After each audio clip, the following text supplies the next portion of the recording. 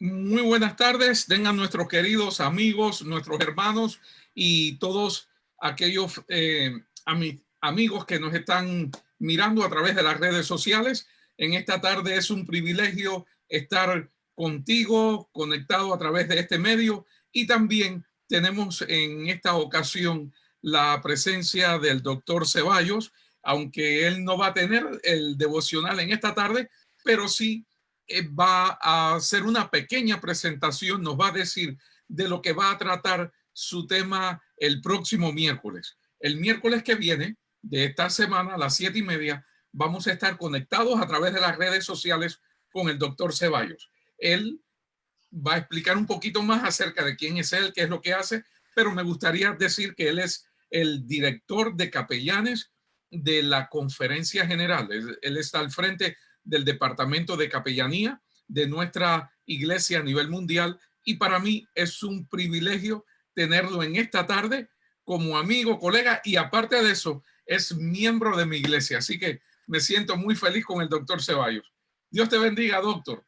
Muchas gracias, pastor. Para mí es un privilegio y es un placer el poder estar aquí con ustedes. ¿Nos quisieras decir más o menos de qué nos vas a hablar el próximo miércoles a las 7:30? Algo interesante para mí cada vez que empiezo un trabajo nuevo, el trabajo que tengo ya hace más de 13 años en el cual me estoy desempeñando, pero siempre investigo y digo, ¿qué es lo que yo quisiera hacer durante el tiempo en que Dios me da la oportunidad de este ministerio? Y al comenzar mi ministerio en la Asociación General, trabajando con capellanía, una de las cosas que más me llamó a la mente es la educación. Cómo educar no solamente a pastores a desempeñarse como capellanes, pero también educar a la iglesia para lo que ¿qué es el pastorado en el área de capellanía? Y también vamos a hablar de la educación al nivel mundial. ¿Qué está pasando en la iglesia mundial? También hay ciertas cosas, el mundo ha cambiado, como sabemos, en los últimos meses. Como ustedes pueden ver, estoy en mi casa, he trabajado desde mi casa, ya hace un buen tiempo que me he acostumbrado a trabajar remotamente, aún antes de venir a la Asociación General con mis capellanes, como vicepresidente de capellanía en los hospitales de Ohio, de Karen, Ohio, dentistas de Ohio. Ya habíamos desempeñado eso. Y ahora pues lo hemos expandido. Vamos a hablar un poquito de cómo la iglesia está trabajando, la iglesia mundial está funcionando. No hemos dejado de funcionar. Nuestras oficinas están cerradas, pero déjenme decirle, vamos a hablar un poquito más de eso, cómo nos hemos reunido en reuniones grandes y principales. La iglesia entre sesión y sesión, que son cada 5 años, se gobierna por dos diferentes organizaciones o cuerpos o dos diferentes programas. Uno de ellos es el comité ejecutivo de la Asociación General, del cual participo en él, y el otro es el comité administrativo. Esos dos comités que también participo en ellos son los que rigen la iglesia durante ese tiempo. Y por último, todos los años tenemos dos concilios. El concilio otoñal, que es el más grande, que vienen de todo el mundo, todos los presidentes de uniones, todos los presidentes de las divisiones, y el concilio de primavera, que lo acabamos de tener, todo on Zoom, en el cual vienen los presidentes de las divisiones, no es tan grande como el de otoño, pero que esos son los que, con los que se rige la iglesia. Y vamos a hablar de qué es lo que está pasando en la iglesia adventista mundial. No quisiera decirles más, porque si les digo todo, entonces no tengo más que decirle el miércoles cuando nos reunamos. Pero no sé, pastor, si va a haber oportunidades para que las personas le escriban a usted de aquí hasta allá, y si tienen algunas preguntas en cuanto al tema, también podemos ver si tenemos alguna respuesta a la pregunta, o muchas veces tenemos que decir, yo no sé. Ok, gracias, doctor. Y como usted escuchó, si tiene alguna pregunta, alguna inquietud o curiosidad, aproveche el miércoles a las 7:30 de la tarde y tenga sus preguntas listas o nos las envían y las vamos a responder con mucho gusto a través de el doctor Ceballos, que yo creo que es la persona más indicada para contestarnos preguntas a ese nivel. Doctor, que Dios te bendiga. Gracias por estar con nosotros este ratico en la tarde. Saludos a la familia y nos vemos el próximo miércoles a las 7:30. Así será. Y muchas gracias, pastor. Usted es mi pastor, lo aprecio. Gracias. Usted siempre me inspira, como le dije, con sus temas. Muchas gracias por invitarme. Es un placer ser considerado como miembro de su grey. Dios le Amén. bendiga, mi pastor. El privilegio es nuestro, no solo por la responsabilidad que ocupa, sino por la calidad de persona que eres. Usted y su esposa. Realmente les queremos mucho con todo el corazón. Feliz tarde, pastor. Gracias. Nos vemos. Queridos amigos que están con nosotros, una vez más, te damos gracias por dejarnos llegar a tu hogar. Gracias por abrirnos las puertas de tu casa para estudiar juntos la palabra del Señor. Y en esta tarde quisiera compartir con ustedes una pequeña meditación que se encuentra en el libro de Éxodo, capítulo 25, versículo 8. Y quisiéramos abrir la Biblia allí en este capítulo, Éxodo capítulo 25, versículo 8. Pero antes quisiéramos inclinar el rostro para orar y consultar con el autor de este libro. Realmente tenemos el privilegio de hablar directamente con el que inspiró y el que capacitó la mente de los profetas o escritores para escribir las sagradas escrituras. Vamos a inclinar el rostro. Buen Dios, gracias te damos una vez más por darnos el privilegio en esta tarde de abrir tu santa palabra libremente. Y suplicamos que la misma inspiración, el mismo poder que inspiró la mente del escritor al escribir, nos inspire en esta hora para entender el mensaje que tienes para nosotros. Gracias por escucharnos. En el nombre de Jesús lo pedimos. Amén, Señor. En el libro de Éxodo, capítulo 25, versículo 8, hay una sentencia, hay un mandato que el mismo Dios le dio o le transmitió directamente a Moisés. Y dice, y harán un santuario para mí y habitaré en medio de ellos. O sea que Dios le está pidiendo a Moisés que construya un santuario, o sea, una casa, una tienda de campaña parecida al lugar donde habitaban o vivían los israelitas durante el desierto. Ahora, hay muchas interrogantes, hay muchas preguntas que asaltan a nuestra mente cuando escuchamos esta declaración o este mandato que Dios le hace directamente a Moisés y le dice, harán un santuario para mí, háganme una casa y entonces yo habitaré en medio de ustedes. Viene la pregunta, ¿acaso sería o acaso la presencia de Dios no habitaba en el pueblo de Israel?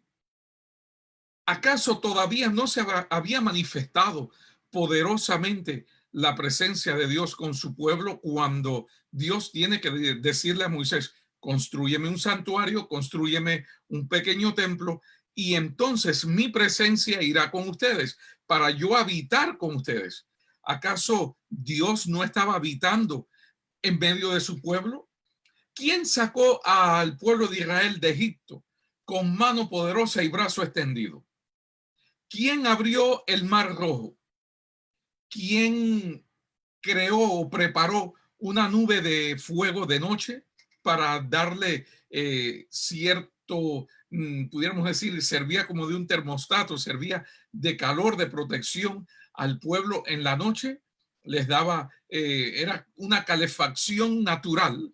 Usted sabe que en el desierto en la noche es bien frío y en el día el calor es desesperante. Pues esta nube de fuego de noche proveía de calor al pueblo de Israel y en el día era una nube que que les daba una temperatura agradable y los libraba del sol ardiente del desierto. Ahora, esa no era la presencia de Dios, no estaba allí. La presencia de Dios no se manifestaba o estaba con el pueblo de Israel desde que salió de Egipto. Yo creo que sí, querido, pero hay un plan, hay un propósito divino aún más profundo, más abarcante, Cuando Dios le dice a Moisés, háganme un santuario y yo habitaré en medio de vosotros. Mira, eh, Dios no estaba conforme con el simple hecho de dirigir, de guiar al pueblo de Israel a través de Moisés. Dios quería habitar corporal, no solamente espiritual, corporalmente con su pueblo. Es que el carácter de Dios es dar, el carácter de Dios es entrega.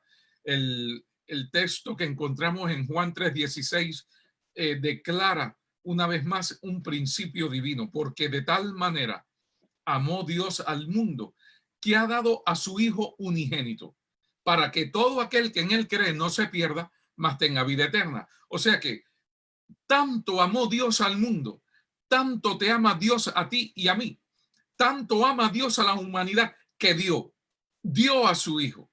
¿Ve? El carácter de Dios es dar. Aún desde la creación, Dios le está dando a Adán y a Eva la libertad de actuar, de decidir por ellos mismos. Libre albedrío le da a Adán y a Eva todo el huerto, dice, toda planta del huerto os será para comer. Y ustedes señorearán, ustedes dominarán, ustedes serán los mayordomos del huerto, serán los mayordomos de toda la creación que yo he creado, que he hecho. Ustedes van a tener el dominio aún sobre los animales, las bestias del campo, las aves, los peces, sobre todo. Dios podía haber dicho, mira, Adán y Eva, yo los creé a ustedes, a Adán del polvo de la tierra y a Eva de una costilla de Adán. Ustedes pueden disfrutar de todo esto, pero recuerden, la última palabra aquí la tengo yo, porque yo soy el Dios creador. Yo soy el que tengo el dominio y el control de todo. Ustedes simplemente me van a adorar, me van a servir y ustedes van a disfrutar de todo. Pero queridos, mira el gran Dios que tú y yo tenemos. No es un Dios egoísta. Es más, Dios crea al hombre. ¿Por qué? Dios no tenía necesidad de crear al hombre. Dios crea al hombre para gloria y honra de su nombre y también para repoblar el universo. Y Dios crea al hombre porque él después que crea este mundo, el planeta Tierra, él tiene, no vamos a decir necesidad, pero sí deseo, anhelo de estar en contacto, en comunión, en diálogo con criaturas que él va a crear a su imagen y semejanza.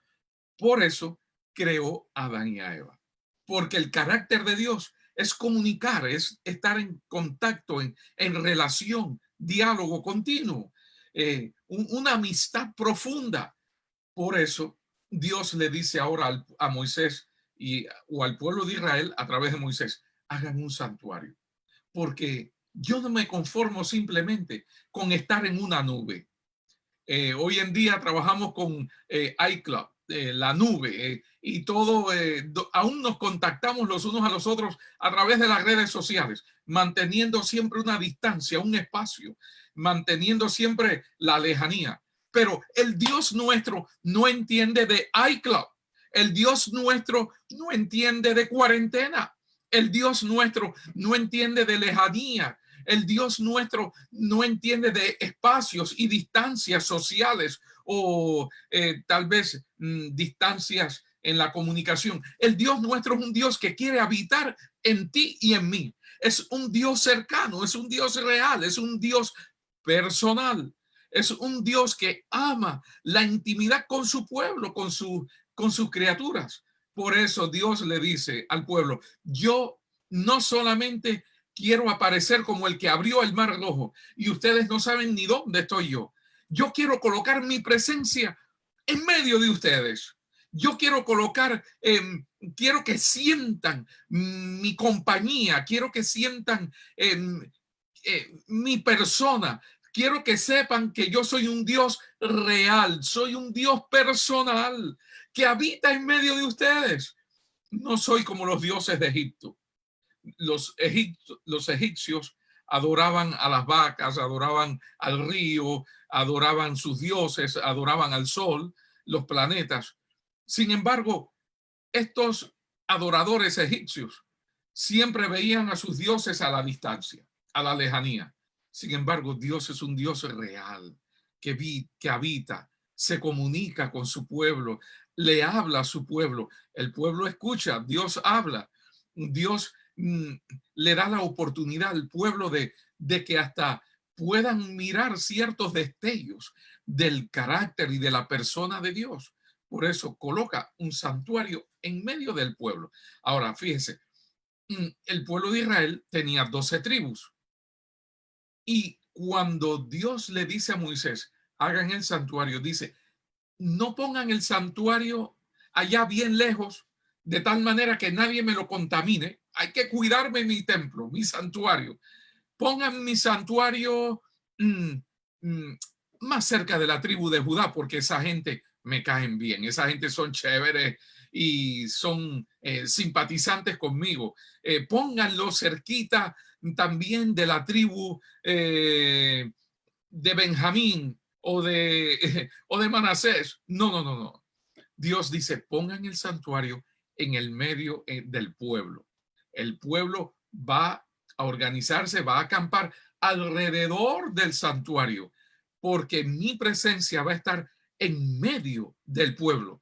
Fíjense, no va a estar en una esquina, no va a estar a la derecha ni a la izquierda para complacer a los diferentes partidos políticos. No, no, no. Dios dice en el medio, en el centro del pueblo, de tal manera que cuando cualquier israelita se despertaba en la mañana o se paraba en su tienda, en su carpa, porque los israelitas vivían en carpas, en tiendas de campaña, eran como nómadas, esa era la forma de vida de ellos mientras estaban en el camino hacia la tierra de Canaán.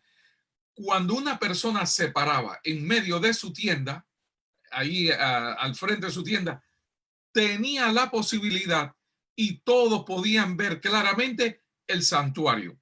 El santuario, sus dimensiones eran un poquito más altas que cualquier tienda de campaña en el pueblo de Israel. De tal manera que usted podía visualizar, podía ver el santuario desde cualquier punto del pueblo donde usted se encontrara. Aún a la lejanía, usted podía ver el santuario allá, en el centro, en el mismo medio del pueblo. Dios quiere ser el centro de tu vida y de la mía. Por eso Dios colocó su presencia en el pueblo y en la parte central del mismo. Alrededor del santuario estaban los levitas y luego entonces el pueblo de Israel eh, ordenados 3 tribus al norte, al sur, al este y al oeste. ¿Qué, qué concepto, qué principio, queridos, más lindo? Dios quiere habitar en medio de su pueblo. Recuerda, repito nuevamente, en medio de su pueblo, no en una esquina, no separado, en medio. Ahora quiero ir un momentico a Mateo capítulo 1, cuando Dios habla allí el evangelista Mateo está hablando acerca de la genealogía de Jesús y también del nacimiento de Cristo. Y dice, y será llamado su nombre Emmanuel, que traducido es Dios con nosotros. ¿Te das cuenta? El evangelista Mateo destaca esta característica del nombre de Jesús. Isaías también habla acerca de Jesús, profetizando acerca del Mesías venidero. Por eso se le llama a Isaías el profeta mesiánico, porque ningún otro profeta habló tanto del Mesías venidero como Isaías. Entonces, uno de los nombres que Isaías le da a Jesús lo llama aquí vendrá la salvación, la consolación de Israel, y será llamado su nombre Dios eterno, Dios fuerte, Padre eterno, príncipe de paz, Emmanuel, que es Dios con nosotros. Fíjense, no solamente Dios en nosotros, es Dios con nosotros. Cuando Jesús vino a esta tierra, Jesús vivió como tú y yo. Jesús se vistió como la gente de su tiempo, como tú y yo. Jesús comía lo mismo que comía la gente. Ese era o es el Dios con nosotros. No solamente Dios quiere morar en el corazón de una forma espiritual, sino en forma personal. Queridos, qué, qué gran Dios tenemos tú y yo. Un Dios que se personaliza, un Dios que toma tu naturaleza y la mía, viene a este mundo, como dice el apóstol Pablo allá en Filipenses capítulo 2, versículo 5. Me encanta esta expresión del apóstol Pablo cuando le dice a los cristianos de Filipos: hay en vosotros este sentir que hubo en Cristo Jesús, el cual siendo en forma de Dios, no estimó el ser igual a Dios como cosa a que aferrarse, sino que se despojó a sí mismo, tomando forma de siervo, hecho semejante a los hombres, y estando en la condición de hombre, se humilló aún más todavía a sí mismo, haciéndose obediente hasta la muerte, y dice, y muerte de cruz. O sea que no fue cualquiera la muerte de Cristo Jesús, cualquier cosa. Queridos, te das cuenta cómo el Dios creador, el Dios del Edén, el Dios que crea, el Dios del libro de Génesis, que crea al hombre, el Dios del libro de Éxodo, el Dios del pueblo de Israel, que saca a Israel con brazo poderoso, mano extendida, el Dios que le pide a Moisés: constrúyeme un santuario para yo habitar en medio de ustedes, con ustedes. Ahora es el Dios que se hace hombre, se hace una persona y viene a participar de tu experiencia y la mía en este planeta. ¿Qué clase de Dios? Nuestro Dios no es como los dioses de otras naciones o de otras religiones que adoran al sol. Para muchos su Dios es el sol, para otros su Dios son las cosas materiales, para otros su Dios es una estatua de yeso, de palo, de hierro, lo que sea. Nuestro Dios es un Dios vivo, es un Dios real. Cuando Jesús le dice a Tomás: oh Tomás, toca aquí, porque un espíritu no tiene carne ni hueso. Yo soy real, yo soy real. Juan, el discípulo del amor, escribió en su evangelio, en el capítulo 1, versículo 1, esta preciosa declaración también, que nos muestra una vez más cómo ese Dios Emmanuel, Dios con nosotros, se hizo hombre. Y dice: en el principio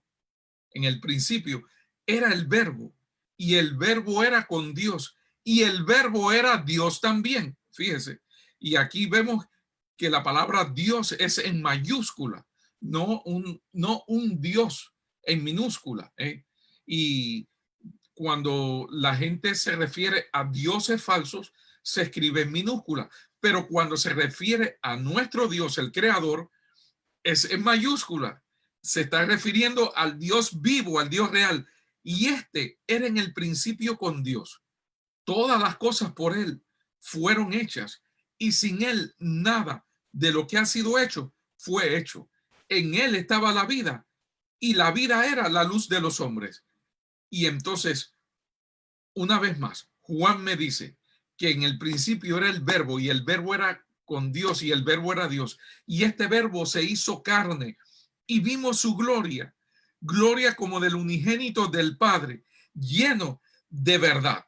Oh, queridos, qué cosa más linda. El verbo, la palabra de Dios, que es Cristo Jesús, la palabra encarnada, la voz hecha realidad, porque Jesús es la voz de Dios, la palabra de Dios hecha realidad.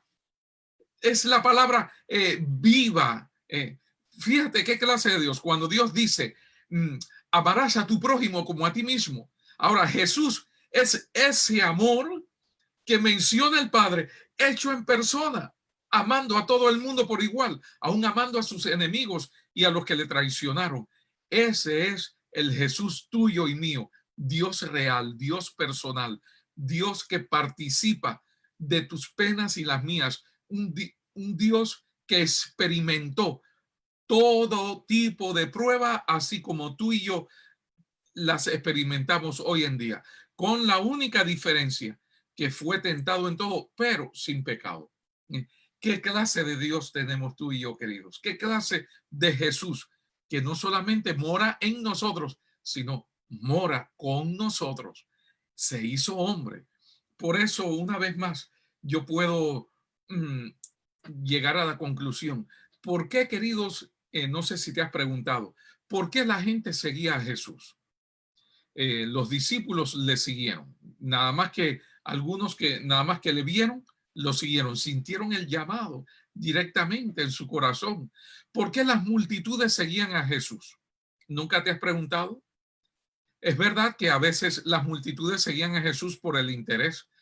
Mira, este hizo un milagro de panes y peces. Es capaz de solucionarnos nuestros problemas económicos, materiales, del hambre. En esta hambruna puede satisfacer las necesidades de la familia y demás. Pero más que eso, la gente seguía a Jesús no por la ropa que usaba Jesús, porque la ropa que usaba Jesús era bien pobre. Era una ropa bien sencilla. A veces usted y yo o el mundo tenemos un concepto errado de Jesús. Cada vez que vemos las fotos, las pinturas de Jesús, vemos a un Jesús allí vestido de blanco o con una sonrisa. Parece tal vez hasta como pintan a Jesús maquillado, un rostro esbelto. Ese no era el Jesús que estuvo en esta tierra. El Jesús que estuvo en esta tierra usaba ropa sencilla. El Jesús que estuvo en esta tierra muchas veces o la mayoría del tiempo estaba sudando. En ese tiempo no había aire acondicionado. Y acuérdate que la tierra de Israel es un poco caliente, aunque hay ciertas épocas del año que es más fresco, pero la mayoría del tiempo, acuérdate, allí también gran parte del territorio está compuesto por desierto y el desierto es bien caliente, caluroso. Jesús todo el tiempo andaba sudando con una ropa humilde, polvorienta, porque imagínense caminando entre las piedras, el polvo del desierto, la arena. Los zapatos de Jesús no eran los más cómodos. Las travesías que caminaba Jesús, queridos, eran kilómetros en cantidad. O sea, no eran metros, eran kilómetros, días caminando de un lugar a otro. Jesús sudaba. Jesús también padecía de hambre, sentía hambre. ¿Cuántas veces Jesús no comió en la casa de Marta y Lázaro? Y me imagino que Marta y Lázaro no comían solamente brócoli, lechuga y tomate, porque la agricultura en el pueblo de Israel y sobre todo en ese tiempo era un poco difícil por la escasez de agua. Israel es un país más bien ganadero. Hoy en día tiene una de las mejores sistemas de regadío y de agricultura del mundo por la bendición divina que todavía sigue en parte con ellos. Pero en ese tiempo, el israelita común, normal, de a pie, comían pescado, ovejas, vacas, comida común y corriente. Jesús no era una persona sofisticada. Jesús era sencillo. Ese es el Dios tuyo y el mío. Entonces la gente seguía a Jesús no por lo que comía, no por la forma en que vestía o cómo andaba. La gente seguía a Jesús por la forma en que Jesús trataba a la gente. Y ahí está el punto. Aún fíjese, nosotros vemos hoy en día los que tienen mascotas, cómo la mascota te ama, te quiere, porque el mismo cariño que tú le das al animalito, él te lo regresa nuevamente, porque el que recibe amor da amor. Ahora trata mal a un animalito para que tú veas cómo va a responder la mascota. Ahora, la gente seguía a Jesús por la forma en que él lo trataba a la gente. Ese es el Dios tuyo y el mío. Dios con nosotros. Y Dios quiere seguir habitando contigo y conmigo. Por eso Dios le dice a Moisés, construyanme un santuario. Y fíjese, un santuario parecido a la forma en que vivía el pueblo de Israel. No quiero que me hagan un edificio. Dios podía haberle dicho a Moisés, estas son este es el plano del edificio que yo quiero que me hagas aquí en el desierto. Exclusivo, único como ningún otro. Era una tienda sencilla. Es verdad que dentro los muebles estaban forrados en oro porque simbolizaban la presencia de Dios. Había belleza, había preciosidad dentro del santuario, porque eso también es Jesús. En otro tiempo, en otro momento lo vamos a ver, su carácter bello, bondadoso, salvífico. Dios es luz y habita en luz inaccesible. Dentro del santuario había luz. Y si quieres conocer un poquito más de las características de Dios y a través del santuario, puedes leer en el libro de Éxodo y Números cómo estaba conformado el santuario, y también el Salmo capítulo 27. Fíjense, ese Salmo David lo dedica a comparar ciertos elementos del santuario con la personalidad de Dios. Fíjense que como la Biblia es una unidad en sí misma. David está hablando de elementos del santuario aquí en el Salmo 27, porque David conocía lo que había dentro del santuario. Ahora, en el santuario, el pueblo de Israel iba también a adorar a Dios y a ofrecer sacrificios. Pero hay otro detalle. Aunque Dios habitaba en medio de su pueblo, o con su pueblo también, el israelita adoraba a Dios mirando al santuario desde su hogar. Era una pequeña tienda, no daba abasto para recibir a más de 1 millón de personas todos los sábados. El objetivo del santuario era mostrar el plan de salvación, era mostrar el carácter de Dios, era mostrar cómo se salva, cómo se redime al hombre. Dios está aquí. Yo lo único que tengo es que mirarlo por fe. Dios está aquí con nosotros. Allí está la tienda, allí está todo el servicio, todo el simbolismo, todo lo que representa la obra de Dios o de mi Dios en el cielo y también en esta tierra. Yo solo dirijo mi mirada, mi mente, mi corazón allí por fe y lo contemplo. Ahora yo desde mi hogar adoro a mi Dios con mi familia. Cada sábado los adoradores adoraban a Dios mirando al santuario desde sus hogares. Queridos, Dios quiere habitar hoy contigo y conmigo. Dios no solamente quiere habitar en ti o en mí, quiere habitar con nosotros en tu casa. Dios quiere que su presencia se haga sentir. Dios quiere que en tu familia su presencia se haga sentir. Dios quiere que en tu trabajo, en tu vecindario, en tus negocios, en tus decisiones, en tus elecciones, Dios quiere hacerse sentir en tu vida, en cada detalle. Por lo tanto, dale una oportunidad a Dios nuevamente en tu alma, en tu vida. Puede ser que algún amigo no bautizado nos esté mirando a través de las redes. Y yo quisiera invitarte en esta tarde a que contemples también a Cristo Jesús, el Verbo, la palabra de Dios, a Jesús, el Hijo de Dios, el amigo de la humanidad. Jesús que no solamente quiere habitar en un templo. Déjame decirte algo. La gente dice, el mejor lugar para adorar a Dios es el templo, la iglesia. Mira, querido, respeto los conceptos y las tradiciones que nos hemos hecho nosotros como cristianos, pero el templo que realmente o donde realmente Dios quiere habitar es en tu templo y el mío, que es tu vida y la mía. Porque Pablo, hablando a los corintios también, dijo, porque vuestro templo, porque vuestro cuerpo es templo del Espíritu Santo. Y ese es el templo donde Dios quiere realmente habitar. Es en tu vida y en la mía. Algunos me han dicho, pastor, ¿cuándo se va a abrir nuevamente el templo para ir a adorar a Dios? Porque me parece que mi adoración a Dios no es real hasta que no me encuentre allí en el templo. Oh, querido, eso es un error conceptual. Dios, el deseo de Dios no es habitar en un edificio de 4 paredes. Perdóname, pero ese no es el plan de Dios. Dios donde quiere habitar es en tu vida y en la mía. estar contigo y conmigo. Tú y yo somos los verdaderos templos. El templo nuestro en Deltona puede estar cerrado todo el tiempo. Eso no es problema. Los demás templos pueden estar cerrados. Eso no es problema. Ahora, tu vida y la mía sí deben de estar abiertas para recibir la presencia de Jesús y el poder de su Santo Espíritu. Claro, nos reunimos todos allí, en ese lugar, en ese edificio, para gozarnos en la alabanza y en la adoración a nuestro Dios y para compartir las experiencias que tú y yo hemos obtenido o hemos adquirido a través de nuestra relación personal con Dios. Por eso, en el templo donde adoramos, yo hablo ahora del templo mío en Deltona, donde voy a adorar a Dios.